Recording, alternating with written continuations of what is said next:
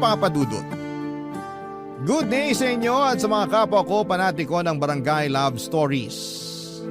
Itago niyo na lamang po ako sa pangalang Annabel. 36 years old at isang VA. Ulila na ako sa mga magulang at wala rin akong mga kapatid. Ang nagpaaral sa akin ay ang tiyahin ko matandang dalaga na kinuha naman sa akin ang kamatayan dahil sa cancer 2 buwan matapos kong graduate. Kaya naman ang naging takbuhan ko na lamang at kasama sa buhay ay ang best friend kong si Barbara na nakilala ko noong nagtatrabaho kami sa bangko bilang financial analyst. Nandun pa rin siya hanggang ngayon samantalang ako ay nag-iba na ng career nung nagkaroon ako ng live-in partner na tawagin na lang natin sa pangalang PJ. Magsisimula ang kwento ko noong taong 2017 kung saan ay nag-uumpisa pa lamang kaming mag-date ni PJ. Nakilala ko siya sa isang dating app at agad kaming nagkapalagayan ng loob. Hindi po si PJ ang first boyfriend ko dahil nagkaroon na ako ng 2 ex bago ko siya nakilala. Pero pareho akong sawi sa 2 yon, kaya pinangako ko sa sarili ko na handa na akong tumandang dalaga. Pero pagkalipas ng halos 2 taon mula ng huli kong breakup ay sumubok ulit ako makipagkilala at ibinigay naman kaagad ng tadhana sa akin si PJ.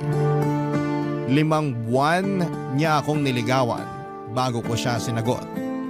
At pagkatapos ay niyaya na niya akong tumira kasama siya sa iisang bubong, Papa Dudut.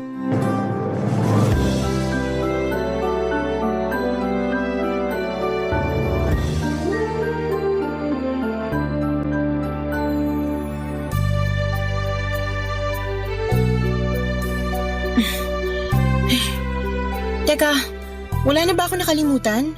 Nakailang check ka na dyan. For sure wala ka nang nakalimutan. Pero kilala mo naman ako, likas ang pagiging makakalimutin. Ewan ko ba, parang habang tumatanda ako, lalong humihina memorya ko. Kung makapagsalita to, akala mo naman may malubhang sakit para maging makakalimutin ng bongga? Grabe ka naman, pang malubhang sakit lang ba yun? Hindi ba normal lang yun kapag nagkakaedad ang tao? 29 ka pa lang, tapos ako 31. Hindi naman ako sobrang makakalimutin, no? Ikaw naman, nagjo-joke lang yung tao. Pero seryoso, sana wala na ako nakakalimutan, no? If ever naman na may nakalimutan ka, pwedeng-pwede mong balikan dito sa apartment natin. Sa bagay, tama ka naman. Hay, pero sure ka na ba talaga? Nalilipat ka na dun kina PJ? As in sure na sure. Oo naman, excited na rin ako makasama siya sa iisang bubong. Paano yung mga anak niya? Hindi ka ba mahihirapan kung sakali? May kasunduan naman kami na hindi ako magpapakananay sa mga anak niya kasi may nanay na sila. Kung sa pakikisama lang din, walang kaso sa akin yun. Mahilig naman ako sa mga bata eh. Pero hindi ka ba talaga na turn off kay PJ nung nalaman mong may dati na siyang kinakasama at nagkaanak pa sila? Not just 1 but 2 kids ang pinag-uusapan natin dito. Hindi naman. Masaya nga ako kasi sinabi niya sa akin agad. Ibig sabihin, alam kong honest siya. Saka, hiwalay na sila ng dati niyang kinakasama so wala na akong dapat ipag-alala. Okay. Kung sa tingin mo magiging okay ka dun, sige, okay na rin sa akin. Basta, wag mo pa rin akong kakalimutang dalawin dito pag nandun ka na, ha? Oo naman, tsaka parang hindi tayo magkikita sa work Hello, iisa pa rin kaya ang pinapasukan natin. Ay, oo nga no. Pero syempre, maninibago pa rin ako. Ilang taon din tayong magkasama dito sa apartment tapos ngayon mag-isa na lang ako. Pero don't worry kasi carry ko naman. Kailangan ko na lang uling sanayin sarili ko na mag-isa. Mag-asawa ka na kasi. Wala pa sa isip ko yan. At wag mo na rin ipagpilitan kasi alam mo stand ko dyan. Oo na. Akala mo yata hindi ko alam na hanggang ngayon inaantay mo pa rin na magkabalikan kayo ng ex mong tukmol? Tinawag mo na ngang tukmol tapos gusto mo pang balikan ko? No way! Hindi yan yung bukang bibig mo sa akin nung nag-inuman tayo, oy. Drama mo pa nga nun, sabi mo pa nga. Stop! Ayoko nang marinig kung ano man mga sinabi ko nung lasing ako. Di valid yun. May alak sistema ko. Parang nung nabaliw lang ako sa kanya noon, wala ako sa tamang pag-iisip. Sus! Pero seryoso huwag ka nang babalik sa tukmol na yon. Sasaktan ka lang ulit noon. Nagawa ka ng lukuhin at pagmukhaing tanga tapos babalikan mo pa. Kaya no way na talaga. Pukpukin mo na lang ako ng bote ng wine pag binalikan ko pa. Sige, gusto ko yan. Gagang to? Kitang-kita yung excitement to. Basta, ingat ko dun kay PJ Sana maging masaya ka at siya talaga yung lalaki na para sa'yo. Oo naman. Salamat kasi nakasama kita sa loob ng ilang taon dito sa apartment natin. Hindi ko naramdaman na mag-isa ako kahit ulila na ako sa mga magulang at namatay pa yung nag-iisang tiyahin ko. Hindi mo lang ako best friend, para mo na rin akong kapatid. Kaya wag kang mag-atubiling hingi ng tulong ko pag kailangan mo ko.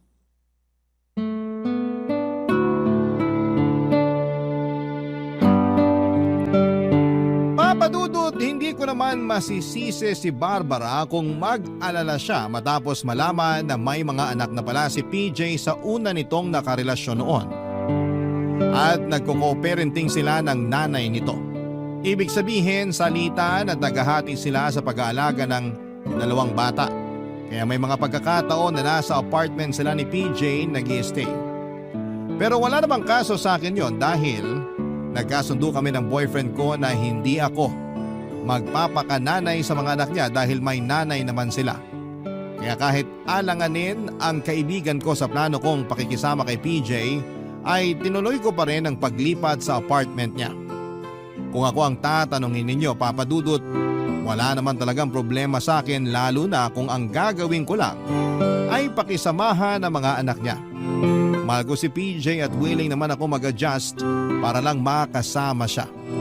Saka 29 years old na ako ng mga panahon na yon.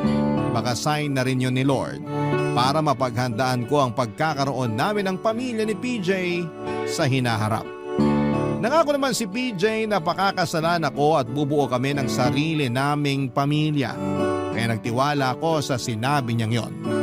Masasabi kong smooth at maayos yung unang 2 buwan ng paglipat ko sa apartment nila.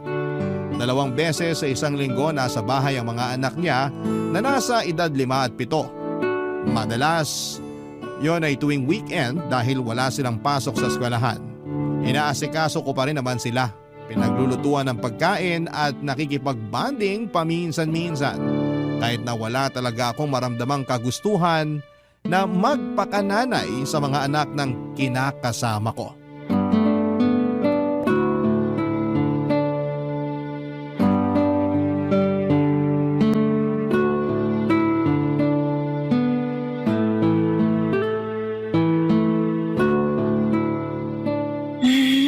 Naku naman, ang kalat naman dito. May basa pa sa sahig. Teka, punasan ko na muna baka may madulas. Nandito na ako! Ay! Hala, PJ! Bakit kasi may basa dyan sa sahig? Ito na nga, pupunasan ko na nga sana, kaso... Kaso ano? Dumating ako tapos inapakan ko kaya nadulas ako. Kasalanan ko na bigla ngayon. Ako na nga itong nasaktan. Bakit ka ba nagagalit? Hindi naman kita sinisisi Sa bibig mo galing lahat yan. Parang ganun na rin ang gusto mong sabihin. Kunwari ka pa. Tulungan mo akong tumayo rito. Sandali, halika. Upo ka muna. Nasaktan ka ba? Malamang. Nagtanong ka pa talaga. Bakit ba ang sungit mo? Inaano ba kita? Huwag mo akong tingnan ng ganyan. Naiinis ako Pati pagtingin ko issue na rin sa'yo, ayos ka rin Punasan mo na nga lang yung basa sa sahig. Baka mamaya madulas pa ako ulit dyan Ito na nga, pupunasan na nga. Hindi mo na ako kailangang utusan na parang katulong mo ako rito. Anong sabi mo? Wala. Kung wala-walain kumukha mo dyan. Saka bakit ang daming kalat dito sa sala? Tingnan mo yung dingding. Bakit may sulat ng ballpen yun? Naku, kalilinis ko lang nung isang araw. Bakit hindi mo tanungin yung mga anak mo? Sila kaya may kagagawan sa lahat ng kalat dito sa apartment. Pati nga yung basa sa sahig na naapakan mo. Nakita ko kasi naglaro sila ng tubig galing sa lababo. At pinanood mo lang sila. Hindi mo man lang sinaway. Sinaway ko. Parang alam ko na kung kanino nagmana. Sinasabi mo bang sa akin sila nagmana? Oo. Hindi lang kasi matigas ulo nila, mainitin din katulad mo. Anong sinabi mo? Alam kong narinig mo yung sinabi ko, wag mo nang ipaulit sa akin. Ano ba kasing pinuputok ng butsi mo? Hulaan ko. Dahil dito sa mga kalat ng mga anak ko, no? Oo!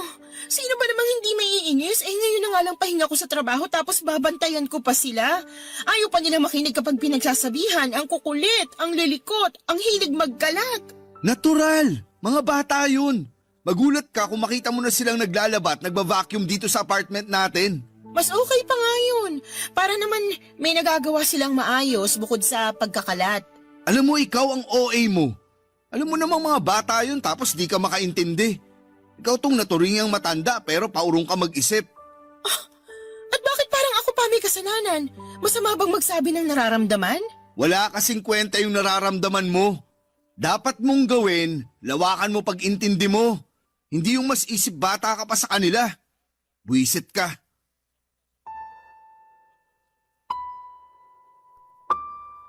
Papadudot na saktan ako noong sabihin sa akin ni PJ ang mga katagang yon. Pero pinilit kong huwag magpaapekto dahil baka stress lang siya sa trabaho. Kaya lang kahit na nung isip ko nakalimutan na lamang ang mga nangyari ay hindi ko pa rin magawa.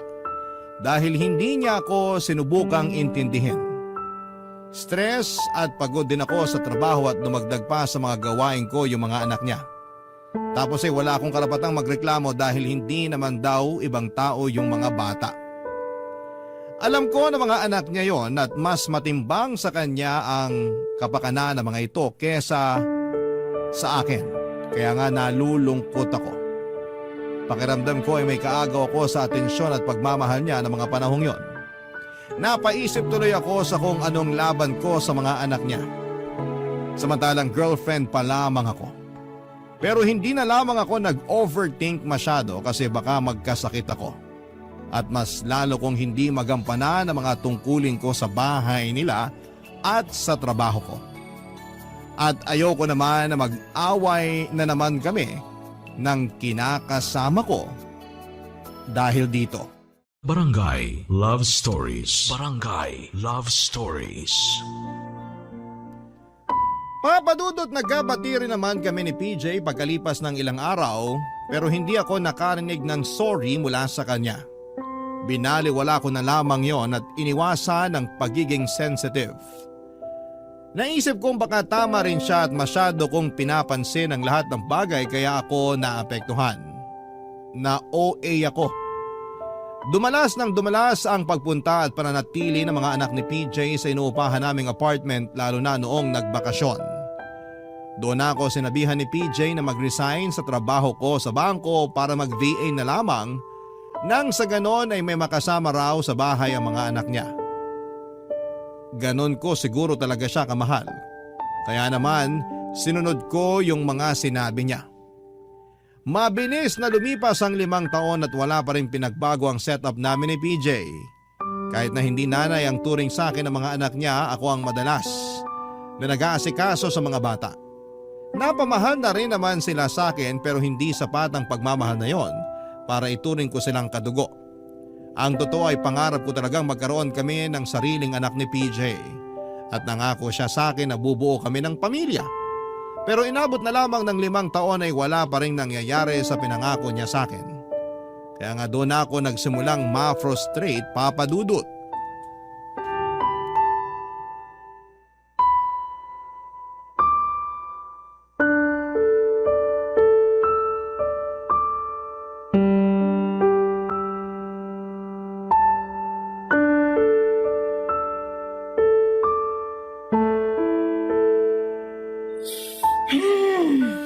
Napapansin kong kanina ka pa bumubuntong hininga. May problema ka ba? Stress lang ako. Stress saan? Basta, Huhulaan ko. Sa trabaho. kaunti pero Pero ano? Nandito ka lang naman sa bahay natin. Hindi ka bumabiyahe katulad ko, kaya bakit ka mas stress? seryoso ba talagang tanong yan? Oo, kasi di ko lubos maisip paano mas stress yung mga katulad mong work from home. Usong-uso nga yan simula nung nag-pandemic. Kaya imbis na magaganyan ka, bakit di ka na lang magpasalamat na may trabaho ka? Iba nga dyan na wala ng trabaho nung pandemic tapos hanggang ngayon, wala pa rin napapasukan. Be grateful! Hindi naman ako nagrereklamo tungkol sa trabaho ko. Grateful ako pero hindi yun ang pinakadahilan kung bakit ako stressed. Ano ba kasing dahilan? Mga anak ko na naman ba? Kawawa sa'yo mga bata. Lagi mong pinagdidiskitahan. Hindi ko pinagdidiskitahan yung mga anak mo Wala akong ginagawang masama sa kanila. Sus, akala mo ba hindi ko nahalata na ayaw mo sa kanila? Hindi mo nga sila tinatrato na parang anak eh. Nagsumbong sa akin yung panganay ko. Sabi niya di ka raw niya matanong tungkol dun sa assignment niya. Ang sungit mo raw. Pati ba naman yon sinumbong niya sa'yo? Malamang, tatay niya ako. Kanino pa ba siya magsusumbong? Sa kapitbahay. Huwag mo nga akong pinipiloso po, PJ. Baka nakakalimutan mo, ikaw ang nagsabi sa akin na huwag akong magpapakananay sa mga anak mo dahil may nanay naman sila. Tapos sasabihan mo ko na hindi ko sila tinatratong parang mga anak. Ang labo naman yata nun. Ang akin lang, lumalaki yung mga anak ko. Ayoko naman maramdaman nila na ayaw mo sa kanila. Hindi ko yun pinaparamdam sa kanila. At saka, Saka ano? wala ka na bang pangarap na magkaanak tayo? Ano? Anak, yung sariling atin. Ano ka ba naman? Masyado na tayong matanda para mag-anak. Ano bang pinagsasasabi mo? Kaya ko pa naman mag-alaga ng bata. Ni hindi mo nga maalagaan ng maayos yung mga anak ko tapos gusto mo magkaroon pa tayo ng sarili nating anak? Pero nangako ka sa akin na pakakasalan mo ko at magsisimula tayo ng sarili nating pamilya. Ha? Baka nakakalimutan mong 5 taon na simula nung nagsama tayo sa iisang bubong. Sabi mo sa akin noon maghintay lang ako. Oh, yun naman pala eh. Anong yun naman pala? Na maghintay ka pa. Hirap sa'yo, masyado ka mainipin. Hindi naman yata maiksing panahon yung 5 taon. Tsaka, di na tayo bumabata, 34 na ako. Naisip mo ba na baka mahirapan ako sa panganganak niyan? Kung mahihirapan ka na pala, bakit mo pagugustuhin magkaanak tayo? At bakit naman hindi? Pangarap ko yon, tsaka nangako ka sa akin. Huwag mo sabihin nagbago ng isip mo. Napag-isip-isip ko lang naman na matanda na tayo. Kung magkakaroon pa tayo ng anak, babalik tayo sa umpisa. Doon pa lang sa pag-aalaga ng baby, nakakapagod na. Napagdaanan ko na yun sa mga anak ko, kaya ayoko na. Buti nga ngayon, malalaki na sila. May sariling isip na. Dahil lang dun kaya ayaw mo na magkaanak? Paano naman ako? Napaka makasarili mo. Pwede ba? Huwag mo nga akong sabihan ng ganyan. Hindi yun pagiging makasarili. Kung bakit kasi di ka nalang makontento sa setup natin ngayon. Kasi kung ako ang tatanungin mo, masaya na ako na ganito tayo. Kontento na ako kasi may mga anak na ako. Ayoko na ulit magka-baby. Papadudot parang hindi ako makahinga matapos ang pag-uusap namin yon na nauwi lamang sa pagtatalo. Nanlulumo ako na hindi ko maintindihan matapos sabihin ni PJ sa pagmumukha ko kung gaano niya pa kaayaw na magpakasal kami at bumuo ng sariling pamilya. Wala naman akong nakakadiring sakit para ayawan niya. Bukod doon ay pareho kaming may trabaho at kumikita ng sapat para mag-umpisa ng sarili naming pamilya. Pero lagi pa rin niya akong binabara at kinokontra ng mga katwiran niya dahilan para matameme naman ako at walang magawa. Pero hindi pa rin ako sumuko. Sabihin niyo ng tanga ako. Pero nagstay pa rin ako ng 1 taon kasama si PJ at ang mga anak niya. Umaasa pa rin kasi ako, Papadudot, na makikita niya ang halaga ko. At sa wakas ay gustuhin na niyang bumuo ng pamilya na kasama ko. Kaya lang ay mukhang atrasado pa rin ako matapos na mag-no ni PJ nang i-open up ko ulit ang tungkol sa pagpapakasal namin at planong pagkakaroon ng baby. Kaya napaisip na tuloy ako kung may future pa ba ako na kasama siya.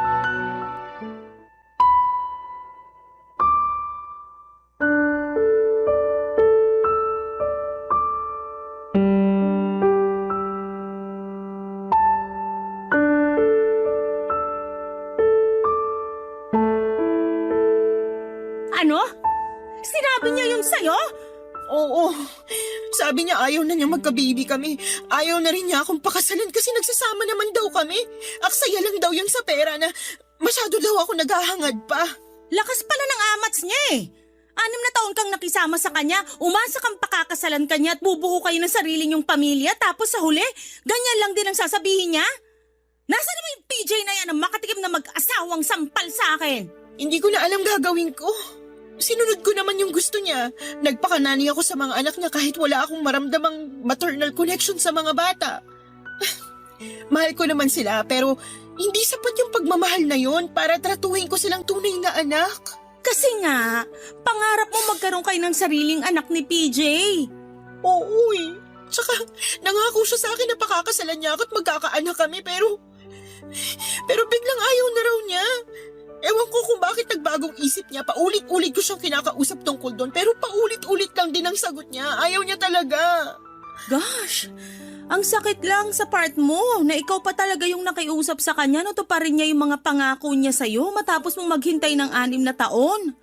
Tapos ginawa ka pa niyang nanay sa mga anak niya kahit na kamo may kasunduan kayo na hindi mo kailangang magpakananay sa mga bata. Hindi ko naman sila pwedeng pabayaan eh. Siyempre, konsensya ko pa rin yun. Pag nasa apartment sila, inaasikaso ko sila. Pinagluluto ng pagkain, nakikipag-bonding ako sa kanila. Kaya nga, ang bait mo sa part na yon. Grabe yung extra service mo pa kay PJ at sa mga anak niya. Wala akong masabi. Hindi ko naman iniisip yun kasi nga mahal ko si PJ. Alam ko, kasi nagawa mo pa ngang mag-resign sa trabaho natin para lang sundin yung kagustuhan niyang mag-work from home ka na lang. Para may makasama sa bahay yung mga anak niya. Oo, pero wala naman akong pinagsisisihan eh. Pero para ka ng ermitanyo na nakakulong lang dun sa apartment nyo. Partida, di ka pa niya asawa. Pero kung tratuhin ka niya, akala mo alila ka niya eh. Ha? Kung bakit kasi masyado ka rin bigay todo sa lalaking yan? Tingnan mo tuloy nangyari. Kasi nga mahal ko si PJ. Kilala mo naman ako pag nagmahal, 'di ba? Bigay todo talaga. Lahat ng pagsasakripisyo gagawin ko, mapasaya ko lang yung taong mahal ko. Oo nga, pero si PJ ba, mahal ka? Sorry pero sa nakikita ko parang ginagamit ka lang niya eh. Unang-una na doon yung pagiging instant yaya mo sa mga anak niya. Hindi naman siya dating ganyan nung nakilala ko. Napaka mapagmahal niya, maalalahanin tsaka maalaga. Alam ko namang nagbabago ang tao pero grabe naman yung pagbabago niya. Oo, kasi parang imbis na mapabuti, napasama. Ewan ko ba? Baka kasi nakita niya na willing kang gawin lahat para sa kanya kaya inabuso ka na niya. May mga taong ganun eh. Pag alam nila na mahal mo sila, gagamitin nila yung pagmamahal na yon para gatasan ka. Kasi alam nila na hindi mo sila kayang iwan. Anong gagawin ko? Mahal ko si PJ pero nasasaktan ako sa pagmamahal kong yun sa kanya. Pag ganyan, wala nang ibang pwedeng gawin kundi makipaghiwalay. Kailangan mong kayanin yung sakit kasi ikaw na rin ang may sabi na nasasaktan ka na sa pagmamahal mo sa kanya. Para sa akin, di hamak na mas madali namang indahin yung sakit ng paghihiwalay kesa pananatili. Papadudod sa totoo lang ay may punto lahat ng mga sinabi sa akin ni Barbara. Na baka wala naman talaga akong inaasahan kay PJ dahil puro lamang siya salita. Naisip ko rin na pwedeng habang nagsasama pa kami ay meron na siyang iba. Hindi ko lang nahalata kasi magaling magtago ang kinakasama ko. Grabe ang sakit-sakit isipin ng mga posibilidad na yon. Idagdag mo pa yung sinabi ni Barbara na baka sinasamantala lamang niya ang kabaitan ko kasi alam niyang mahal na mahal ko siya. Papadudot may bahagi sa puso ko na gusto nang makipagkalas kay PJ dahil pagod na ako sa setup namin. Hindi na rin naman ako bumabata. 35 na ako at gusto ko pang magkaanak pero sa nakikita ko ay hindi yon maibibigay sa akin ni PJ. Pero ewan ko ba naman sa sarili ko. Kasi mas lamang pa rin sa akin yung kagustuhan ko na magstay kahit na matapos akong i-real talk ni Barbara. Mahal ko si PJ at alam ko rin naman na mahal niya ako. Pero parang may kulang, Papadudot. Yung bang mahal lamang niya ako sa salita pero hindi naman sa gawa. Barangay Love Stories. Barangay Love Stories. Papadudot ng sumunod na buwan ay nag-resign si PJ sa pinagtatrabahuhan niya dahil sa stress. Nainis pa nga ako kasi hindi man lang niya yon sinabi sa akin. Kung kailan na lang last day niya sa trabaho ay saka ko na lang nalaman yon. Plano niya raw lumipat sa mas malaking kumpanya na mataas ang pasahod. Kaya hinayaan ko na lamang siya pero hindi yon nangyari dahil nalulong naman sa online sugal ang kinakasama ko. Hindi ko na idedetalye ang mga nangyari pero ang ending ay ako lahat ng sumalo sa mga bayarin namin sa bahay dahil nasa id ang savings niya. Ultimo hulugan naming kotse ay ako na ang nagbabayad dahil ako naman daw ang may trabaho. Ako rin ang gumagastos sa pagkain namin kasi naubos ang savings niya. At ang malala pa doon ay nagkaroon pa siya ng mga utang na pinag-awayan din namin. Mas lalo tuloy akong na-stress at nakadagdag pa yung kailangan kong asikasuhin ng mga anak niya kapag pumupunta sa apartment. Hindi ko na alam, Papa Dudut, kung ano ang uunahin ko. Pagod na ako. Madalas ay kulang ako sa tulog at nalilipasan ako ng gutom dahil hindi rin ako matulungan at maasikaso ni PJ sa pamamahay namin. Lagi siyang wala at pag tinatanong ko kung saan siya nagpupunta ay sasabihin niya na sa bahay ng kaibigan kasi may racket sila doon. Pero madalas ay lasing naman siyang umuuwi.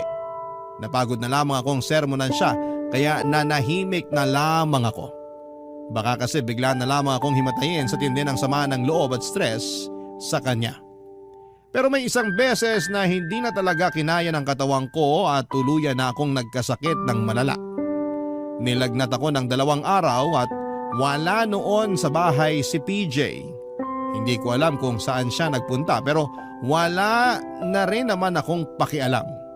Nung 3 araw ay bumaba ang lagnat ko at nagkaroon ako ng kaunting lakas para bumangon at asikasuhin ang sarili ko.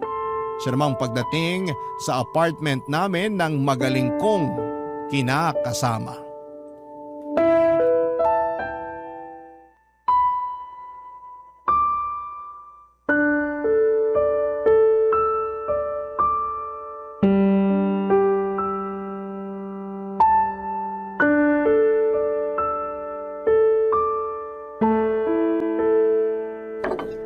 Ano ba yan?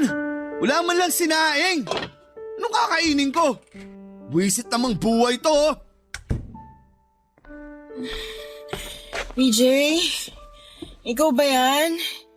Anong ingay ba yan? Oh, gising na pala ang mahal na Reyna.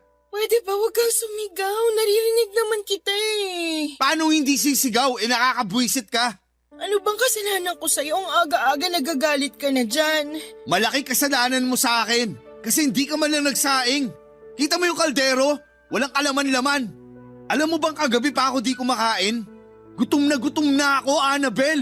Alam mo rin ba na 3 araw na ako may sakit at hindi rin ako nakakakain ng maayos? Ay, hindi mo pala alam yun kasi wala ka naman dito sa apartment natin. At wala akong kamalay-malay kung saang lupalop ka ng Pilipinas pumunta. Alam mo ba na akala ko mamamatay na ako noon kasi inaapoy ako ng lagnat tapos hindi pa kita matawagan, lintik ka. Ako pa talaga sinisi mo? E di sana pina-hospital mo yung sarili mo. O di kaya tinawagan mo si Barbara para matulungan kang madala sa doktor. Minsan kasi gamit-gamitin mo rin yung utak mo. Hindi yung ganyan na puro ka lang talak. Para kang palengkera, salot sa lipunan. Ikaw ang salot sa lipunan! Anong sinabi mo? Ang sabi ko, ikaw ang salot sa lipunan! Sumusobra ka na ha? Sige, subukan mo kung sampalin kung ayaw mo isaksak ko tong kutsilyo sa'yo. Ibaba mo yung kutsilyo. Ibababa ko lang tong kutsilyo kapag sinabi mo sa akin kung saan ka pumupunta pag umaalis ka. Diba? Nabanggit ko naman na nandun ako sa kaibigan ko. Kasi may racket kami. Sa tingin mo maniniwala pa ako sa palusot mong yon? Hoy PJ, huwag mo akong gawing tanga. Hindi ako pinanganak kahapon kaya umamin ka na. Ano ba kasi nga aaminin ko? Yung totoo! Sabihin mo na yung totoo bago pa ako yung magsabi nun sa'yo. Okay, sasabihin ko. Pero ibaba mo muna yung kutsilyo. Ayan, tinapon ko na. Wala naman talaga akong balak na gamitin yan sa'yo. Stress lang, tapos dinadagdagan mo pa. Sorry na, hindi ko naman sinasadya. Stress lang din ako sa kagutom. Gutom din ako, PJ. Hindi pa nga ako magaling sa sakit ko, diba?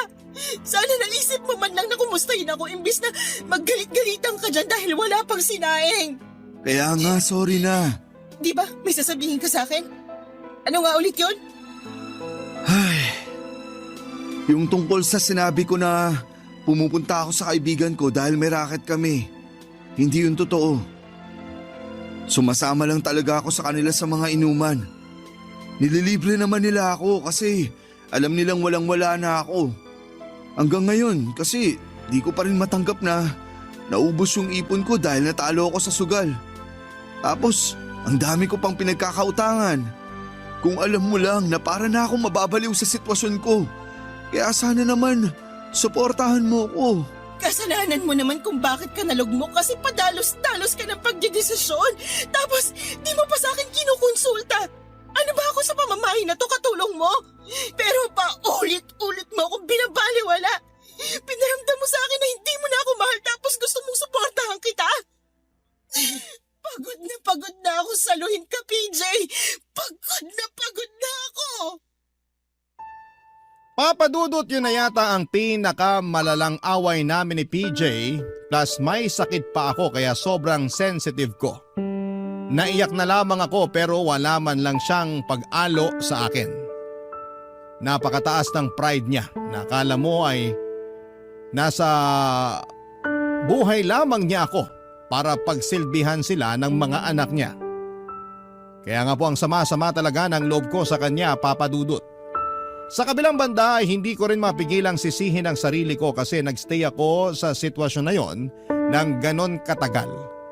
Minahal ko naman si PJ at ang mga anak niya pero feeling ko ay nagsayang lamang ako ng mahabang panahon na kasama sila. Lalo na at unti-unting nagiging malinaw sa akin na wala talagang plano si PJ na pakasalan ako at magkapamilya kami. Desidido na ako makipaghiwalay. Pero hindi ko alam kung paano sasabihin.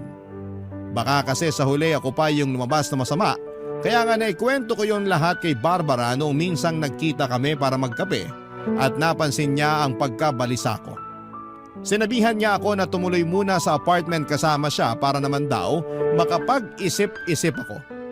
Pagkaraan ng 3 araw ay nagulat na lamang kami nang sumugo doon si PJ. Nagalit na galit para sunduin ako.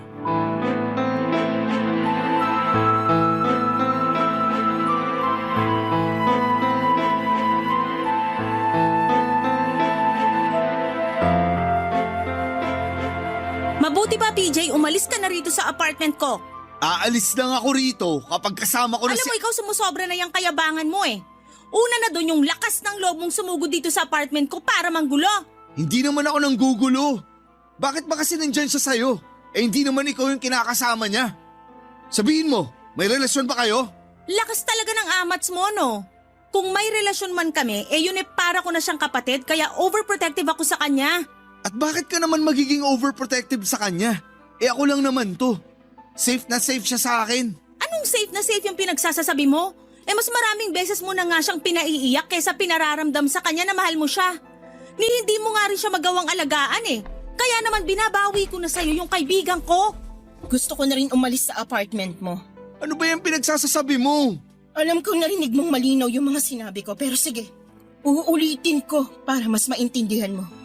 Pagod na akong makisama sa'yo, PJ. Pagod na akong maghintay kung kailan ka magiging handa na pakasalan ako at bumuo ng pamilya kasama ko. Sa bagay, ikaw na rin may sabi na ayaw mo pero umaasa pa rin kasi ako na balang araw magbabago yung isip mo eh. Tapos, gustuhin mo na ulit to pa rin yung mga pangako mo sa akin. Pero napagod na lang ako kasi tama si Barbara. Maraming beses mo na akong pinaiiyak kaysa iparamdam sa akin na mahal mo ko. Hindi mo na rin ako inaalagaan. Nagbago ka na tapos gusto mo pa akong bumalik kasama mo sa apartment? Para ano? Para pag-alagain mo na naman sa mga anak mo at paglinisin ang buong bahay nyo? Para ipaglaba ka, paglutuan at pagsilbihan? Kapal mo rin eh. Akala ko ba masaya ka naman sa ginagawa mo? Kaya bakit bigla ka nagrereklamo dyan? Masaya nga ako. Hanggang sa abusuhin mo na yung kabaitan ko. Kapal din naman ang mukha ng lalaking to, oh. Siya pa talaga matapang. Tumahimik ka dyan, Barbara! Hindi ka kasali rito! Ikaw ang tumahimik. Kapal mo. Imbis na magpakumbaba ka, ikaw pa tong maangas. Baka gusto mong tumawag ako ng mga tanod para ipadampot ka. Umalis ka na, PJ. Aalis lang ako kung sasama ka. Hindi na nga ako sasama sa'yo. Ayaw mo na bang ayusin natin to? Pangako, magbabago na ako. Aayusin ko na yung buhay ko para mapakasalan kita. Ayoko nang magpakasal sa'yo. Di bali nang tumanda akong dalaga, wag lang akong mapunta sa katulad mo. Siguro nga, may rason kung bakit nangyari to sa akin eh. Kasi pinoprotektahan lang ako ng Diyos laban sa katulad mo. Kaya huwag ka nang umasa na magpapauto pa ako ulit dahil tapos na tayo. Simula sa araw na to, hiwalay na tayo, PJ. Huwag mo naman gawin sa akin to. Mahal na mahal kita. Huwag mo akong iwalayan. Biglang mahal na mahal kung kailan huli na ang lahat? Ay, kakagigil ka!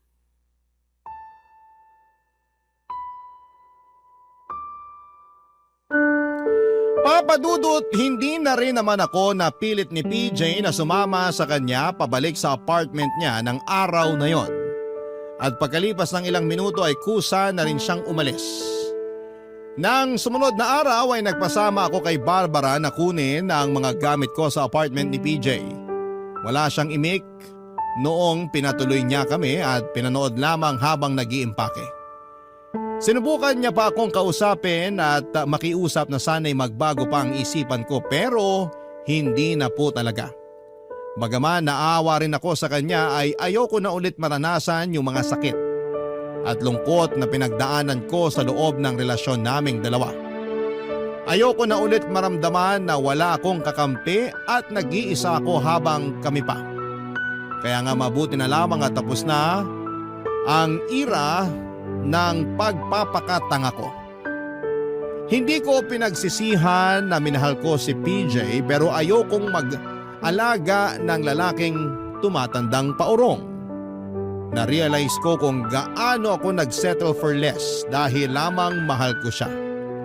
Kahit nga siguro bare minimum ay hindi niya maibigay sa akin kaya sinabi ko sa sarili ko na ayoko na. Hanggang ngayon, Papa Dudut, ay masakit pa rin sa akin ang mga nangyari pero umaasa ako na balang araw ay makakapag-move on din ako. Wala na po akong balita kay PJ at sa mga anak niya pero nasa panalangin ko pa rin na sana'y nasa mabuti silang kalagayan. Kasi kahit papaano ay meron pa rin naman kaming pinagsamahan. Hanggang dito na lamang po ang sulat ko, Papa Dudut, at umaasa ako na sana'y mapili po ninyong i-ere ang kwento ko. At kabarangay, Annabel. Dear Papa Dudut, lahat ng first time ay memorable. May iba pa nga sa atin na gustong gusto yon. Maalala lalo na kung magagandang bagay ang bibisitahing memorya. Pero ako ay gusto ko nang makalimutan ang first time ko. Bago ko ikwento sa programa ninyong Barangay Love Stories ang karanasan ko ay pabati muna ng isang magandang katanghaliang tapat sa inyo dyan sa Barangay LS at sa kapwa ko certified kabarangay. Simula pandemic at hanggang ngayon ay sinusubaybayan ko ang bawat istoryang tampok ninyo sa Barangay Love Stories. Tapos isang araw ay naisip kong magpadala ng sulat sa inyong istasyon at nagbabaka sakali na mapili po ninyo para umere. Itago nyo na lamang po ako sa pangalang ni Ann. 30 years old at nagtatrabaho bilang accountant or account executive sa Makati. Ang kwento ko ay magsisimula noong 27 years old ako kung saan in-relationship ako kay Alexis. Hindi niya tunay na pangalan. Balit pinsan siya ng katrabaho ko na nakilala ko noong nagninang ako ng binyag ng first baby nila noong December 2021. Hindi ko na idedetalye kung paano naging kami ni Alexis. Tumalo na kaagad tayo sa isyu ko sa pamilya niya nung umabot na nga kami ng 5 buwan bilang magkarelasyon. Hindi si Alexis ang unang boyfriend ko. In fact ay nagkaroon na rin naman ako ng iilang unsuccessful relationships in the past. Pero relasyon ko kay Alexis ang natatangi. At masasabi kong first time kong naengkwentro sa tanang buhay ko.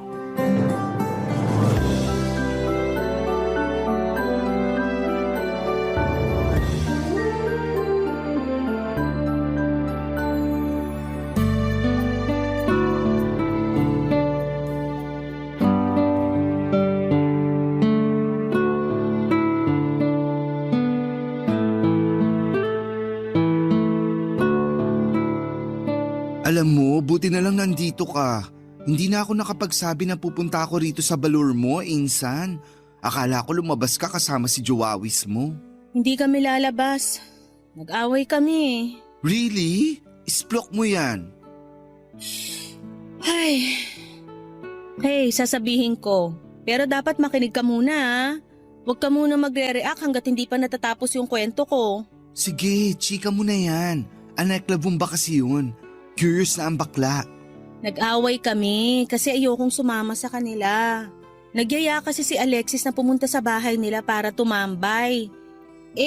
Ayoko kasi naiinis ako dun sa mama at Kuya Edgar niya. Inano ka ng Mudra Kels at Kuya Kels ng jowa mo? Naiilang kasi ako sa kanila. Nahihirapan akong pakisamahan sila kasi lagi nila akong kinukumpara sa ex-girlfriend ni Alexis. Pag nagkukwentuhan kami, lagi nilang sinisingit yung babae na yun na para bang hindi pa rin sila makamove on sa hiwalayan nila ng boyfriend ko. Yung nanay niya ang laging nangungunang mag-open ng topic. Tapos sinisigundahan ng kuya niyang epal. Talaga? Anong say nung Kuya Kels? Tama naman daw mama nila kasi mas lamang daw sa akin ang 5 paligo yung ex. Mas maganda at mas sexy din daw siya. Ay, sinabi niya yun? Oo. Gigil ako sa Kuya Kels niyang yun ha. But, ang may wagang tanong, anong ginawa ng jowa mo? May sinabi ba siya para maresbakan yung kuya niya? Yun nga wala siyang sinasabi. What? Where? When? Why? Ay, meron pala. Sabi niya, intindihin ko na lang kasi nagbibiro lang naman daw yung kuya niya. Huwag ko na raw palakihin yung issue. Pagpasensyaan ko na lang daw mama niya. Hindi pa siguro makamove on sa hiwalayan nila nung ex niya. Ang tagal din nila 5 years kumpara sa amin na 5 months pa lang. I don't care kahit na 10 or 15 years pa sila. Ikaw na ang current jowa. Dapat matuto silang irespeto yon. Kaloka, kahit naman ako nasa posisyon mo hindi gaganaang pumunta sa kanila. Di ba nga? Pero kailan pa ba to? Don't tell me, matagal na nilang ginagawa sa'yo to ha? Medyo. Simula nung pinakilala ko sa kanila ni Alexis nung 1 month pa lang kami. Girl, at bakit ngayon mo lang chinika sa akin? Grabe, nakakasakit ka ng damdamin. Akala ko pa naman di lang tayo magpinsan, mag-BFF din tayo. Siyempre, mag-BFF tayo. Naisip ko lang naman na wag munang sabihin sa'yo kasi akala ko magbabago pa sila. Sa bagay, pero mukhang wrong ka kasi. Genetics na yata ang pagiging epal ng pamilya ng boyfriend mo. Sa true lang ha. Pero buti na lang, chinika mo na. Para naman nadadamayan kita sa inis mo dyan kay Alexis. Daig ko pa yata siya kahit na malambot ako't lalamya-lamya. Ay nako, minsan naisip ko nga na parang mas lalaki ka pa kesa sa kanya. Che? Oh, mabalik tayo. Dapat talaga kausapin mo yung jowa mo. Sabihin mo yung feelings mo sa kanya. Kasi paano na lang pag nagpakasal kayo? Di magiging real mother-in-law and brother-in-law mo na yung Mudra Kels at Kuya Kels niyang daig pa ang mga premyadong kontrabida sa GMA Telebabad. Ginawa ko na yan, tulad kahapon. Kinausap ko siya tungkol doon pero ending, nagalit siya sa akin. Kaya nagalit ka rin sa kanya. Oo! Tama yan. Huwag kang patalo dahil walang talunan sa angkan natin. Warla kung warla. Kaya nga, pero ano nang gagawin ko? Gagawin saan? Sa amin ni Alexis. Siyempre ayoko naman na lagi kami nag-aaway. Magkakabati rin kayo. Kailangan nyo lang ng space. Mag-usap ulit kayo kapag pareho ng malamig ang ulo nyo. Palagay mo effective yung ganun? Hindi mo malalaman kung hindi mo susubukan. Sige, gagawin ko yung sinabi mo. Okay, pero sa ngayon, huwag ka na muna magmukmuk dito sa balor mo. Kaya nga ako dumaan dito kasi susunduin sana kita. Rarampa tayo. Saan naman? Kain tayo dun sa bet kong Korean restaurant. Balita ko, tambayan daw yun ng mga poging oppa. Kaya tara, let's! Aura tayo, yes! Papa Dudut, hindi ako exaggerated sa pagkakwento sa pinsang kong si Chini tungkol sa ugali ng pamilya ng boyfriend ko. Wala naman talaga akong planong banggitin yon kahit kanino kasi ayokong masira ang image ni Alexis, lalong-lalo na sa pamilya ko. Pero hindi ko na kayang solohin pa ang lahat. Isa pa'y malungkot ako noon dahil nga nag-away kami at kung ano-anong masasakit na salita ang sinabi niya sa akin porque ayokong pumunta sa bahay nila. Hindi naman sa pagkukumpara pero wala naman akong naging problema sa pamilya ng mga ex ko dahil marunong naman akong makisama. Tiwala rin ako sa communication skills ko kaya alam kong marunong akong magdala ng usapan. Pero bukod tangi yung pamilya ng boyfriend ko dahil nahihirapan akong pakisamahan sila. Pinararamdam nila mismo na ayaw nila akong pakisamahan. Sino ba na bang gaganahang pumunta sa bahay nila? Mag-lunch at dinner kasama nila kung palagi na lang nilang bukang bibig ang ex-girlfriend ni Alexis bago naging kami. Kesyo, mas maganda raw, mas mabait, mas malambing. Nakakainis nang marinig yon, lalo na sa mama at sa kuya pa mismo ng boyfriend ko nang galing. Wala naman akong magawa kasi ayokong pakawalan yung inner demon ko dahil baka magkagulo kami. At ang mas nakakalungkot ay wala man lang ginagawa si Alexis para sawayin ang mama at ang kuya niya. Mas nainis pa nga siya sa akin kapag nagsimula na akong sumimangot. May isang beses na sinabihan niya akong walang pakisama kaya raw ayaw sa akin ng pamilya niya. Grabe. Kumulo talaga ang dugo ko noon pero pinigilan kong umakyat sa ulo dahil baka hindi na ako makapag-isip ng matino. Kung meron mang akong kasundo sa pamilya nila ay walang iba kundi ang bunso niyang kapatid na 7 years old. Siya lang ang madalas kong kausap at kabanding kapag nandun ako sa bahay nila. Katulad na lamang nung isang beses na nag-invite ulit ang parents ni Alexis na mag-dinner sa kanila. And that time ay pumunta na ako, Papa Dudut.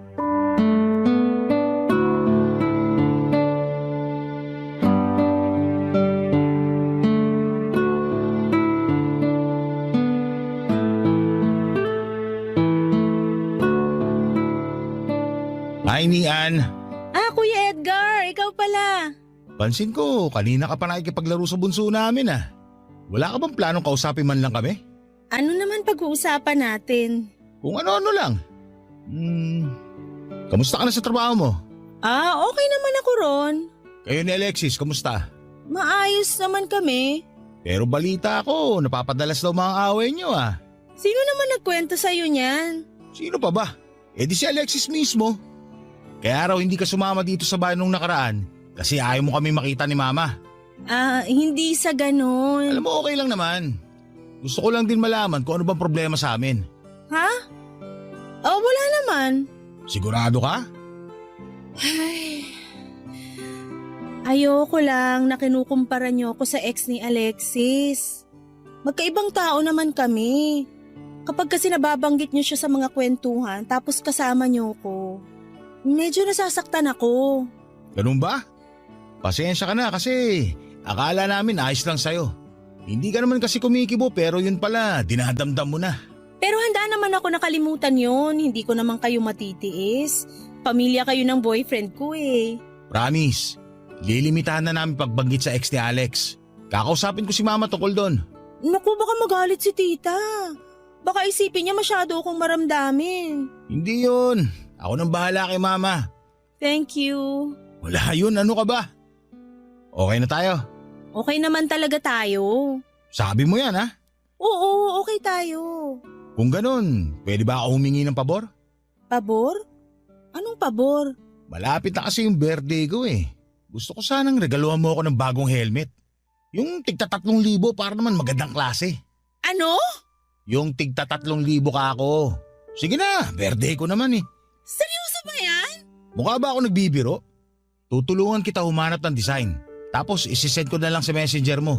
Para hindi ka na mahirapan. Pero masyado naman yata ang mahal yung regalo na gusto mo. May trabaho ka naman eh. Kayang-kaya mo na yun. Pero malaking halaga pa rin yun, kuya. Sige ka, pag hindi mo ko binili nun, magtatampo ko sa'yo. Ayoko ng ibang regalo. Gusto ko ng bagong helmet. Kaya yun na ibigay mo sa akin, ha? Ewan ko lang. Titingnan ko muna yung budget ko. Kung wala kang pera, i-credit card mo na lang. Yan naman yung medyo hindi ko basta-basta ginagawa. Para yun lang ipagdadamot mo pa. Ang regalo pag birthday, dapat magarbo kahit papano. Buti pa talaga yung ex ni Alexis eh. Maganda at mahal ko magregalo. Kaya gusto ko siya kaysa sa'yo eh. Mas galante, mas madaling hingan. Ikaw, ang kunat mo. Sana talaga, hindi na lang sila naghiwalay ni Alexis. Papadudot, wala naman akong personal na galit kay Kuya Edgar ng boyfriend ko. Pero bukod sa mama niya na napagpapasensyahan ko pa, siya talaga yung palaging sumasagad sa pasensya ko. Napakahangin kasi niya at akala mo ay kung sinong umasta. Palibhasa paborito siya ng mga magulang nila. Para sa akin, kahit na 30 anyos na siya, para pa rin siyang bata kung mag-isip.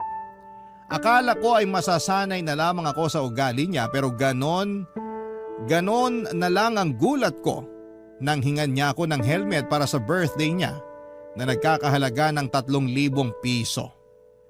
Hanggang sa bago ko umuwi ay patuloy pa rin siya nagpapaalala sa akin tungkol sa regalo niya. At kahit na naririnig na yon ni Alexis ay wala pa rin siyang ginawa para sawayin ang kuya niya. Hindi ko alam kung kinukonsente niya ba ang kapatid niya o sadyang walang pakialam sa akin ang boyfriend ko. Ano man sa dalawang yon ay pagod na pagod ako physically, emotionally and mentally ng gabing yon. Matapos kong manggaling sa bahay nila, Papadudot. Barangay Love Stories. Barangay Love Stories. Papadudot, makalipas ang isang buwan ay naloka na naman ako dahil nag-follow up sa akin via messenger si Kuya Edgar tungkol sa regalo ko sa paparating niyang birthday. Ang halaga dapat ng na 3,000 yon at sa isip ko ay ganon na ba talaga kakapal ang mukha niya para humingi ng regalo sa akin na ganon kamahal. Hindi naman sa hindi ko kayang bumili noon, pero ayoko lang talaga dahil sino ba siya sa buhay ko. Hindi nga niya ako tinatrato ng maayos kapag nasa bahay nila, tapos ay hihingan niya ako ng regalo na ganon kamahal. Pero ang isa pang nakakaloka ay pinatatabi niya ni Edgar ang resibo para masigurado raw niya na nagkakahalaga ng 3,000 ang regalong binili ko para sa kanya. Aaminin kong na-pressure ako ng mga panahong yon. Pero ayoko namang galawin ang savings ko o umutang para lang makabili ng gusto niya. Kaya nga, ang ginawa ko, bumili pa rin ako ng regalo pero worth 500 pesos lang. At nung araw, nang sumapit nga ang birthday ni Kuya Edgar, naisip kong kausapin ang boyfriend kong si Alexis, Papadudot.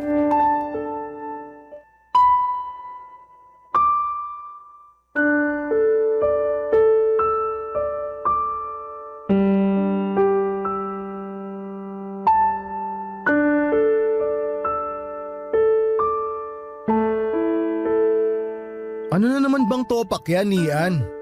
Hindi ako tinutopak. Eh bakit ayaw mo na namang sumama sa bahay? Hindi naman sa ayaw, may lakad nga kasi ako.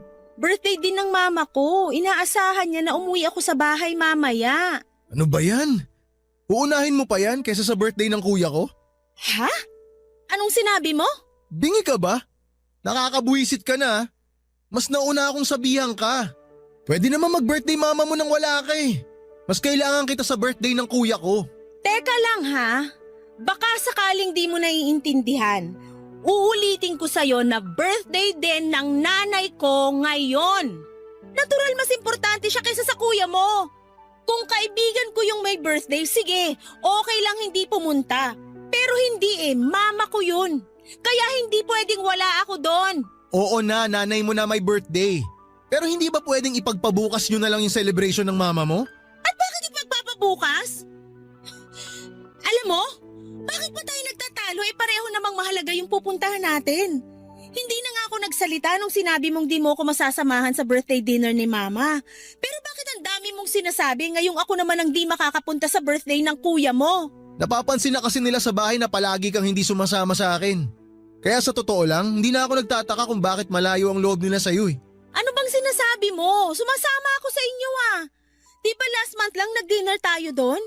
Nagkataon lang talaga na may mas mahalaga akong pupuntahan ngayon. Mahalaga rin naman yung birthday ng kuya ko Alam mo, ewan ko sa'yo. Para ako nakikipagtalo sa bata. Ay, ang akin lang naman, para mas lalo ka nilang magustuhan, dalasan mo yung pagpunta sa bahay namin. Kaya mas lalo na makita ka nila ngayon kasi nga may mahalagang okasyon. Bakit ba gustong-gusto mo ako pumunta sa inyo? Siguro natutuwa ka tuwing kinukumpara ako ng mama at kuya mo sa ex mo, no? Anong pinagsasabi mo? Alam mo kung anong sinasabi ko. Lagi mong naririnig pag kinukumpara ako ng pamilya mo sa ex mo. Nandun ka tuwing pinamumukha nila sa akin na kayo yung mas bagay. Huwag mo sabihing nagsiselos ka sa maliit na bagay na yon. Hoy, hindi maliit na bagay yon. Matagal na kaming wala. Nasabi ko naman sa'yo, di ba? Pero kung makapagselos ka dyan, parang last week lang kami nag-break ah. Tayo na ang magkarelasyon ngayon. Tsaka hindi ko nababalikan yun. Hindi rin kita ipagpapalit doon. Kaya wala kang dapat ikaselos. Hindi mo ba narinig yung sinabi ko? Di ka rin makaintindi, no? Pinamumukha nila sa akin na mas gusto nila yung ex mo. Sana naman pag nandun ako, magkaroon sila ng kahit konting respeto sa akin. Para silang nananadya eh. Ba't di mo sabihin yan sa kanila para matigil na? Kailangan ko pa bang sabihin? Ano, manhid lang? Wala silang pakiramdam? Hindi pa ba halata sa reaksyon ng mukha ko na hindi ako natutuwa? Saka kahit di ako magsabi, sana marunong kang makaramdam. Di ko alam kung mahina ka lang talaga o isa ka ring tuod eh. Makiramdam ka naman sa sitwasyon. Boyfriend kita pero hindi mo ako kayang ipagtanggol sa pamilya mo? O anong gusto mo? Awayin ko si na mama dahil lang na-offend ka. Hindi ko sinabing awayin mo. Ang gusto ko lang kausapin mo sila para tigilan na nila ako. Biro nga lang nila yun. Ano ka ba naman? Hoy, wag ka magmaang-maangan dyan. Alam mo hindi sila nagbibiro. Ay, ewan ko sa'yo. Wala talagang patutunguhan tong usapan natin eh. Ang hina mo umintindi. Cum laude ka naman nung nag-aaral ka. Pero bakit parang ang hina mong pumikap? Kapal ng mukha mo! Mas mahina yung utak mo! Umalis ka na! Umuwi ka na sa inyo! Nian. Sinabing umalis ka na bago ko ipalo sa mukha mo tong bag ko!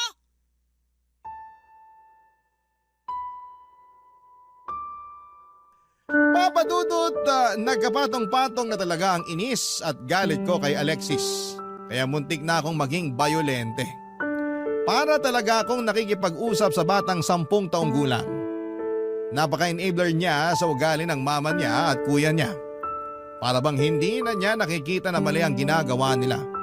Pero pagdating sa akin, ang bilis niyang magalit o mapikon. Napaisip tuloy ako kung mahal niya ba talaga ako, Papadudot. Kasi hindi man lang niya ako magawang ipagtanggol sa pamilya niya.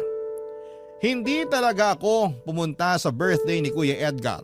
Sumakto rin kasi talaga na birthday ng nanay ko. Mas priority ko si mama kahit matagal na akong naimbitahan ni Alexis. Ipinaabot ko na lamang sa boyfriend ko yung regalo ko para naman wala na ring masabi sa akin ng kuya niya. Pero masama talaga ang loob ko sa kanila, lalo na sa boyfriend ko. At hindi kami kaagad nagkaayos kahit na lumipas ang 2 araw. Dumating ang punto na ako na ang humingi ng sorry sa kanya sa hindi ko pagpunta sa kanila noong birthday ng kuya niya. Nagkaayos din naman kami ni Alexis pero hindi ko siya nakitaan ng pagbabago kahit na matapos ang naging pagtatalo namin tungkol sa isyu ko sa pamilya niya. Ako na lamang ang sumuko kasi nakakapagod talaga. Lumipas ang 2 linggo at napansin ko na cold sa akin ang boyfriend ko. Naikwento ko yon sa pinsang kong si Chini at sinabi niya na baka may ibang inaatupag si Alexis.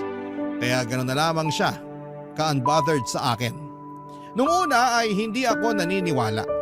Pero may kung anong boses sa loob ko na nagsasabi na mag-imbestiga ako. Kaya nga first time ko noong tinignan ang cellphone niya upang i-check kung may dapat ba akong ikagalit. At hindi nga ako nagkamali dahil meron nga. Ewan ko kung talagang sinasadya ni Alexis na hindi itago ang pakikipaglandian niya sa ibang babae para mabasa ko o sadyang tatanga-tanga lamang siya, Papadudot.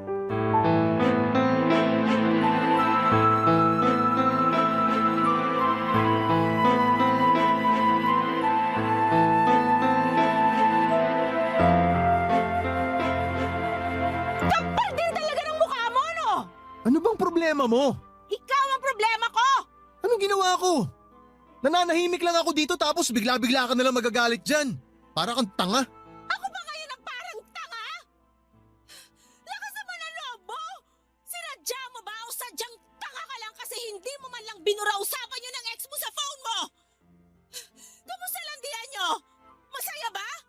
Masarap ba sa ego mong hayop ka? Ha? Anong landian pinagsasabi mo? Yan ka na naman sa tanga-tangahang Ikaw naman kasi. Kasalanan mo yan. Nangingialam ka ng phone ng my phone eh. O yan, tuloy na pala mo.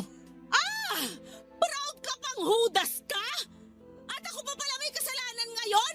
Napakahayop mo! Hindi mo naman ginagawa yan dati. Nabulaga ka tuloy. Kinukutuban na ako sa iyo eh! At buti na lang sinunod ko puso ko na silipin phone mo! Di ngayon nagkaalaman na! Kapal na mukha mo, Alexis! Sabihin mo, matagal na ba kayo naglalandian ng ex mo? Umamin ka! Anong landian? Walang ganon. Nag-uusap lang kami ng maayos. Sang parte ng landian niyo yung maayos doon? Ha? Nabasa ko nga konvo nyo! Di ka ba nakikinig? Nabasa ko lahat! Ayun ba yung nag-uusap ng maayos?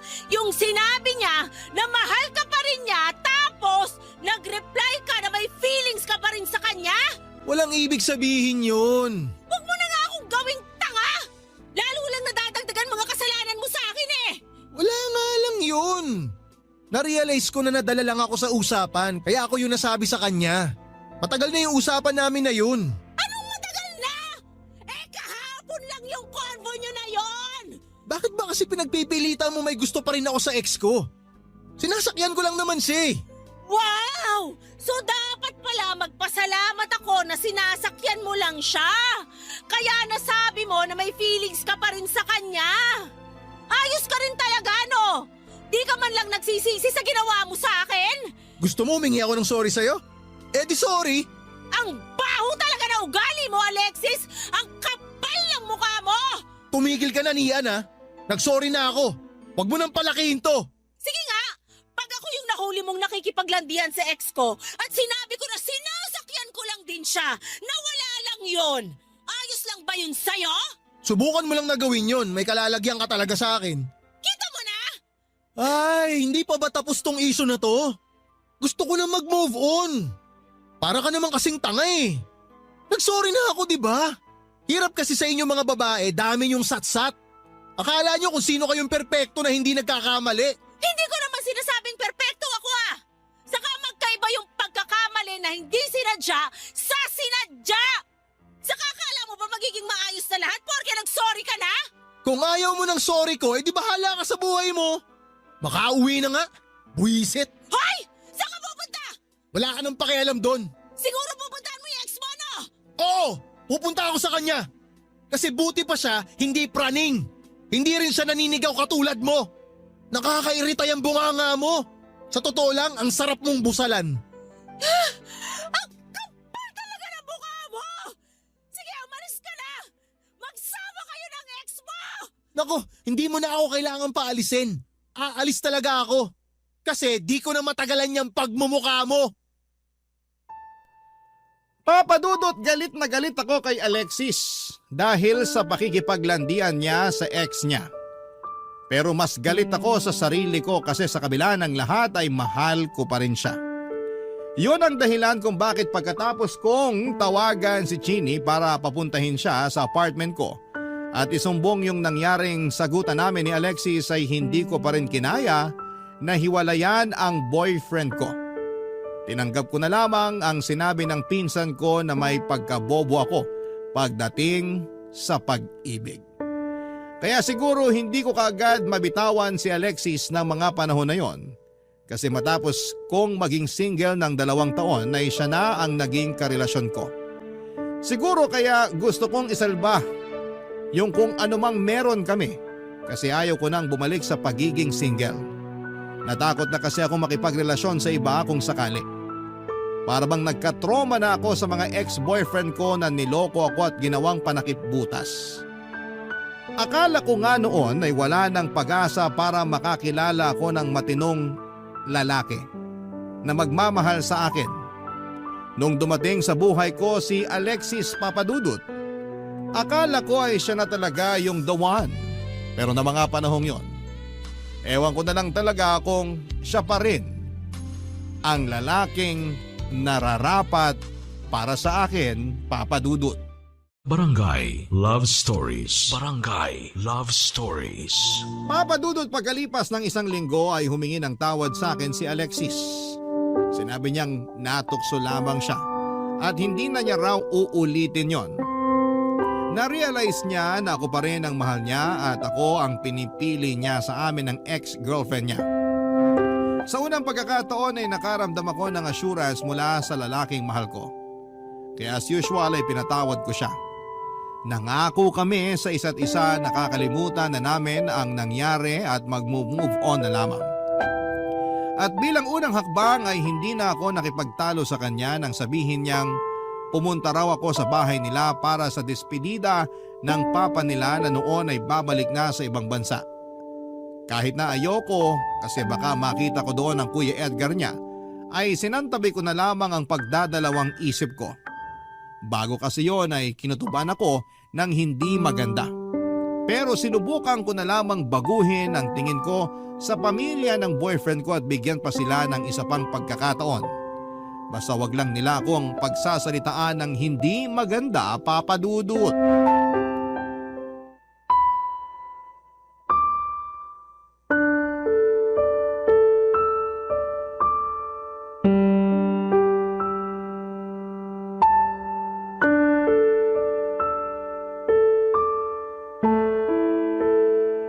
Nakakatampo ka naman. Hindi ka talaga pumunta nung birthday ko. Pasensya na. Sakto kasi na birthday din ng mama ko nung araw na yun. Inaasahan niya na uuwi ako sa bahay. Ganun ba? Iruin mo yun. Magka-birthday pala kami. Belated happy birthday sa mama mo. Thank you. Nga pala. Natanggap ko na yung regalo mo sa akin. Tatapatin na kita ha. Hindi ako natuwa. Inaasahan ko ng helmet yung ibibigay mo sa akin. Sorry, kasi yun lang nakayanan ng budget ko. Ano ba yan? Nakakadismaya ka naman eh. Asang-asa na ako na yung helmet na gusto ko ireregalo mo sa akin. Pero hindi mo naman tinupad. Hindi naman ako umuo na helmet ang iririgalo ko sa'yo. Saka bakit ka ba sa akin nangihingi ng ganong kamahal na regalo? Ninang mo ba ako? Inaanak ba kita? Ayos ka makasagot ah. Hindi ko talaga alam kung saan ka kumukuha ng kapal ng mukha mo. Kung makapag-demand ka sa akin, kala mo may patago ka. Mabuti sana kung maayos trato mo sa akin pag nandito ako sa inyo. Ilagi mo ngang pinamumukha sa akin na wala akong binatbat sa ex-girlfriend ng kapatid mo. Bakit? Nasasaktan ka? Totoo naman kasi lahat ng sinabi namin ni Mama tungkol sa'yo. Wala ka naman talagang binatbat sa ex ni Alexis. Ang laki ng lamang niya sa'yo. Imburnal ka kung ikukumpara sa kanya. Wow! Nagsalita ang ugaling kanal! Hoy! Sa ating dalawa, mas pusali ang ugali mo. Wala akong ginawang masama sa pamilya nyo. Pinakisamahan ko kayo pero kayo yung hindi marunong makisama. Bastos kayo! Mga walang respeto! Lalong-lalo ka na! Sinong rerespetuhin ko? Ikaw? Kapal mo, tanga! Yung mga katulad mo, hindi nire-respeto. Bakit? Sino ka ba sa akala mo? Feeling mo kagalang-galang ka? O ano na naman to? Bakit kayo nagsisigawan? Mabuti dumating ka na. Paki-stapleran mo nga yung bunganga nito syota mo. Walang hiya! Ano bang problema nyo ni Nian, kuya? Ako? Wala akong problema. Pero yung syota mo, mukhang malaki problema sa amin ni Mama. Ano na namang inaano mo, Nian? Akala ko ba napag-usapan na natin to? Bago ka magtanong sa akin ng ganyan, sana inalam mo muna yung buong pangyayari.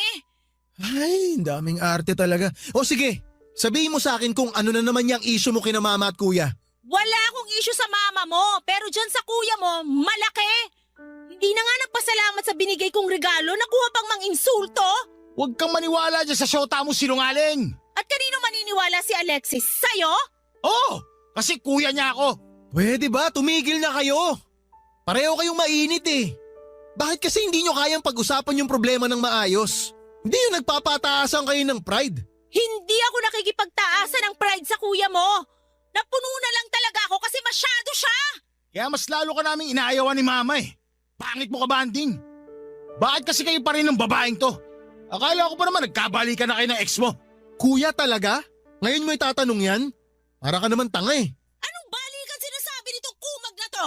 Nung hindi ka pumunta nung birthday ko, inimbitahan namin ex niya dito para magkita at magkausap sila ni Alexis. Baka sakaling meron pang pag-asa na magkabalikan sila. Akala namin maghihiwalay na kayo. Nagulat na lang kami ni Mama na ikaw pa rin pala syota nito. Mahina talaga tong si Alexis eh. Totoo ba yon, Alexis? Sorry, magpapaliwanag ako ni Ann. Kapal ang mukha mo! Sinasabi ko na nga ba eh! Sinadya mo yung pakikipaglandian mo sa ex mo eh! Nag-sorry na nga ako, di ba? Kainin mo yung sorry mo!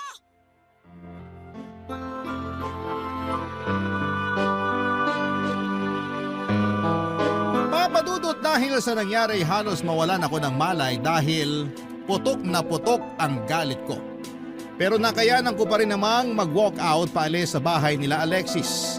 Kasi pakiramdam ko ay lalo akong magmumukhang miserable kung hindi pa ako uuwi. Sobrang banas ko kay Alexis dahil sa nalaman ko. Ang kapal ng pagmumukha niya. Parang gusto ko siyang balatan ng buhay pero pinigilan ko pa rin ang sarili ko na sumabog dahil baka makagawa ako ng hindi maganda. Kaya nga nung nakalayo na ako sa bahay nila ay dali-dali kong tinawagan si Chini para magpasundo sa fast food chain na malapit sa bahay nila Alexis. Doon niya ako kinita at agad akong yumakap sa kanya. Hinatid ako ng pinsan ko sa apartment ko at hindi niya ako iniwanan hanggat hindi pa pagod ang mata ko sa kakaiyak. Hindi ko na lang namalaya na nakatulog na ako dahil sa pagod at sama ng loob. Kinabukasan naman ay tawag ng tawag sa akin si Alexis pero hindi ko siya sinasagot. Hindi ko rin binuksan ang mga text at chat niya. Siguro'y napagod na lang talaga akong makipag-usap sa kanya. Kaya hindi ko muna siya hinarap ng 3 araw. Pero laking gulat ko nang ibalita sa akin ni Chini na nakita raw niyang nag-post si Alexis. Sa timeline nito sa Facebook. Sa picture ay nakakbay si Alexis sa isang babae at nakahalik pa sa pisngi nito. Nung makita ko yung picture ay na-confirm ko na yung ex niya yon. At mukhang totoo ang balita ni Kuya Edgar na nagkabalikan na nga si Alexis at ang ex niya.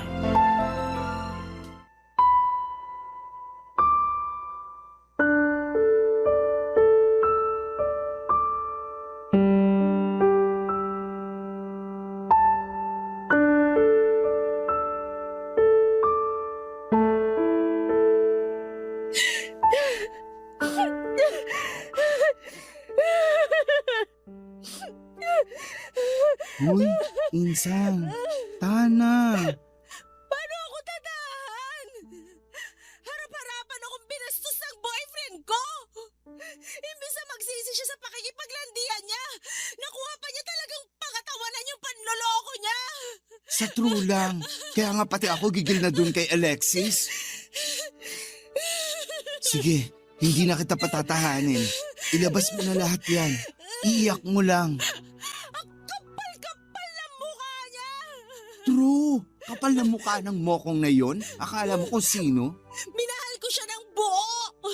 Iniintindi ko kapag nagkukulang siya!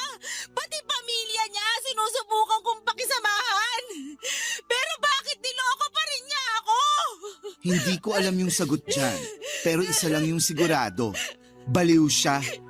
Kasi doon pa lang sa hindi kanya pinagtanggol sa pamilya niya, red flag na talaga. Tapos dumagdag pa yung nahuli mo siyang nakikipaglandian sa ex niya sa chat. Ewan ko ba naman sa'yo kung bakit pinatawad mo pa siya noon? Sana dinispatcha mo na. Ewan ko sa sarili ko! Ang tanga-tanga ko! True ulit yan. Pero si Alexis talaga yung may kasalanan dito eh. Sabi mo nga, minahal mo siya. Inintindi sa mga pagkukulang niya. Siya tong hindi marunong makipag-compromise sa'yo. Minamanipulate ka niya, Insan. Ewan ko ba? Ganun yata talaga pag mahal mo. Ang uto-uto ko! Nakakainis! Pero ngayon, nagising ka na. Hindi ka na uto-uto. Naisip ko na baka totoo rin yung sinabi sa akin ng kuya niya. Nawala talaga akong pinatbat sa ex niya kaya siya nakipagbalikan doon. Excuse me, ikaw walang binatbat? Ipapaalala ko lang sa'yo kung sino ka, girl. Hindi ka walang binatbat dahil meron kang binatbat. Matalino ka kaya? Nangunguna sa klase simula elementary hanggang college. Cum laude, may magandang trabaho, sopistikada at may class. Yung pamilya ng damuhong na ex mong yon ang walang binatbat. Wala rin silang class kasi respeto nga hindi nila maibigay sa'yo. Ay, naku! Gigil ako dun sa mga person. Thank you, Insan. Pasensya na kasi. Dinamay pa kita sa nangyari sa akin. Hindi mo ako dinamay. Kasi desisyon ko na makigulo. Saka bakit ka ba humingi ng pasensya? Wala ka namang kasalanan. Naisip ko lang kasi na pati tuloy ikaw galit na kay Alexis at sa pamilya niya. Alam nga namang matuwa ako sa ginawa nila sa'yo. Gusto mo yata magpapiesta ako dahil sinaktan ka nila eh. Sira, di naman ganun yung ibig kong sabihin. Ay, sorry na. Hindi ko kasi nag-getch. Basta, thank you kasi nandyan ka. Kahit na malungkot ako ngayon, at least hindi ako nag-iisa. May karamay ako. Natural, dadamayan kita kasi pinsan kita at mahal kita. Kaya nga nagagalit ako dyan sa ex mo, saka sa pamilya niya kasi hindi ka nila inaalagaan. Hindi ka nila nirespeto. Pero hayaan mo na, makakarma rin sila. Lalo na yung Alexis na yan. Ewan ko. Ayoko naman hilingin na makarma siya kasi kahit papano may pinagsamahan pa rin kami. Di nga siya naawa sa'yo nung inalisan ka niya ng ka-freshness dahil puro sakit ng ulo binigay niya sa'yo. Seryoso? Ganun na ba talaga ako kapangit? Hindi naman, pero mukha ka lang dehydrated. Genie naman eh. Charot lang. Siyempre maganda ka pa rin. At may kutob ako na mas lalo ka pang gaganda kasi wala na sa buhay mo yung ex mo. Basta, tandaan mo, nandito lang kami ng pamilya mo. Lalong-lalo na ako. Kapag malungkot ka, kapag feeling mo magbe-breakdown ka ulit kasi naaalala mo yung loko na yon, tawagan mo lang Akesh. Pupuntahan kita rito sa apartment mo. Tapos, yayayain kitang gumimik. Hindi ka pwedeng magmukmok habang buhay dahil marami pang mas pogi sa ex mong chararat.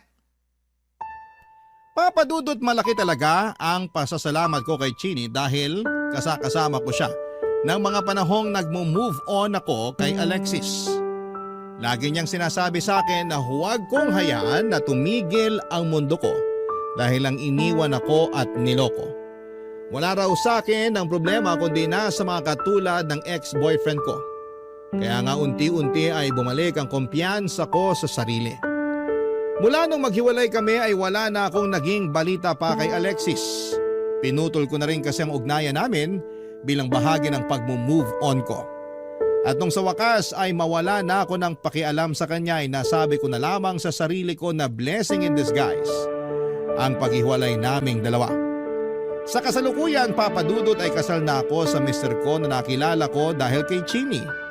Meron na rin kaming isang anak na babae at masayang masaya ako ngayon. Siguro nga ay totoo ang kasabihan na inaalis ng Diyos ang taong hindi karapat-dapat sa atin upang mabigyan ng daan yung taong totoong nakalaan para sa atin. Yun kasi ang nangyari sa amin ng mister ko. Aminin ko na nung naghiwalay kami ni Alexis ay naisip kong magpaka-single na lamang forever. Pero iba pa rin pala kapag si Cupido na ang kumilos at masaya naman ako kasi hindi ko hinayaan ng sarili kong magpaka-bitter habang buhay dahil lang sa hindi magandang naranasan ko at pinagdaanan kay Alexis. Hanggang dito na lamang po papadudot ang sulat ko, naway kinapulutan po ito ng aral at inspirasyon ng mga kabarangay natin. God bless sa Barangay Love Stories. Number 1 po kayo sa puso namin. Ang inyong forever kapuso at kabarangay ni Ann.